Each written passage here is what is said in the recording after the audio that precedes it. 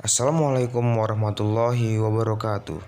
Perkenalkan, nama saya Muhammad Habib Maruf Al-Fajar dengan NPM 20110804449, kelas BKPI B semester 5. Pada video kali ini saya akan memaparkan materi laporan studi kasus pada anak usia pubertas tunanetra. Laporan ini melatar belakangi dengan Masa remaja adalah masalah peralihan yang ditempuh oleh seseorang dari kanak-kanak menuju dewasa. Masa remaja juga dapat dikatakan perpanjangan masa kanak-kanak sebelum mencapai dewasa. Masa remaja adalah masa yang penuh kegoncangan jiwa, masa berada dalam peralihan atau di atas jembatan goyang yang menghubungkan antara masa kanak-kanak yang penuh ketergantungan dengan masa dewasa yang matang.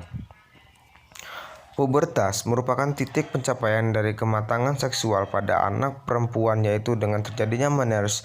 Menarche merupakan pendarahan yang terjadi pertama kali dari uterus. Menarche pada perempuan terjadi pada masa pubertas sekitar dengan 12-14 tahun.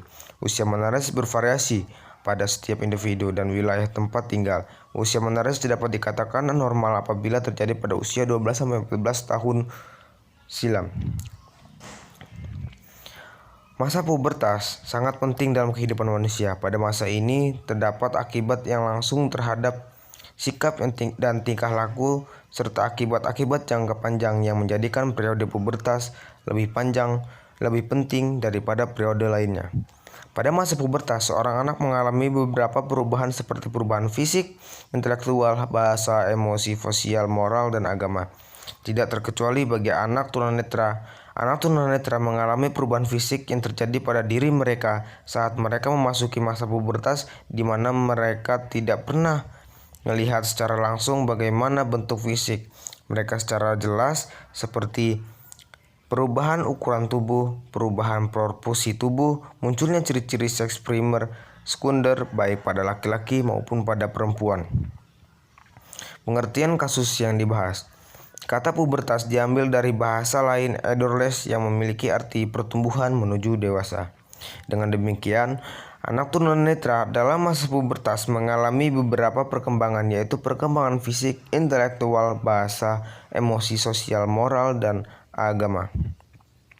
Tujuan identifikasi kasus. Tujuan penelitian ini adalah untuk mendeskripsikan pengetahuan dasar tentang masa pubertas anak tunanetra SMP SLB Negeri Cerme dan mendeskripsikan perkembangan fisik, intelektual, bahasa, emosi, sosial, moral, dan agama. Sasaran studi kasus. Sasaran studi kasus kali ini menunjukkan gejala atau masalah yang serius seperti anak menjadi emosi atau marah, sikap menjadi bimbang dan berusaha mencari jati diri, mudah berubah perasaan atau mood swing, dan mulai tertarik dengan lawan jenis. Metode dan alat pengumpulan data. Jenis penelitian ini digunakan dalam penelitian ini adalah penelitian deskriptif, analisis kualitatif. Metode penelitian kualitatif adalah metode penelitian yang berlandaskan pada filsafat positivisme, digunakan untuk meneliti pada kondisi objek yang alamiah. Pelaksanaan analisis. Analisis dan kualitatif merupakan prosedur penyusunan data dengan terstruktur yang didapatkan melalui hasil tanya jawab, catatan lapangan, ataupun dokumentasi. Diagnosis. Diagnosis adalah identifikasi mengenai sesuatu. Diagnosis pubertas prekos didapat melalui amnesis dari riwayat keluarga, pemeriksaan fisik terkait tanda perkembangan seksual sekunder. Prognosis. Guru sebagai pengajar dan pendidik di sekolah memiliki peranan yang ganda, yaitu membantu orang tua anak tunanetra di sekolah, membantu terapis atau membimbing dan pelatih dalam program pelaksanaan gangguan tunanetra agar anak tunanetra dapat menyesuaikan diri dengan perubahan lingkungan dan berperilaku secara tepat. Treatment. Dalam mencegah masalah seksualitas remaja tunanetra pada masa pubertas, konselor memberikan layanan preventif kepada klien. Hal ini diharapkan dapat membentengi diri dan penyimpanan perilaku remaja yang berujung pada seks bebas. Follow up.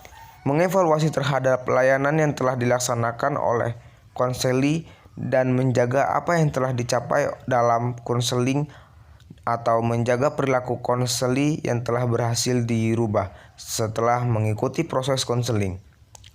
Penutup kesimpulan, penelitian ini mengungkapkan temuan yang bermakna terkait pengalaman remaja tunanetra dalam kesehatan reproduksi dan seksual mereka.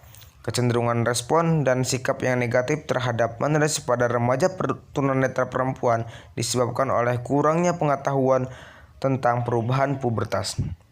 Saran bagi guru-guru diharapkan agar kita serta berperan untuk memberikan pengertian kepada siswa mengenai masalah pubertas dengan cara memberikan pemahaman dasar tentang masalah pubertas serta arahan dan contoh penanaman perilaku yang sesuai dengan peran anak dalam perkembangannya.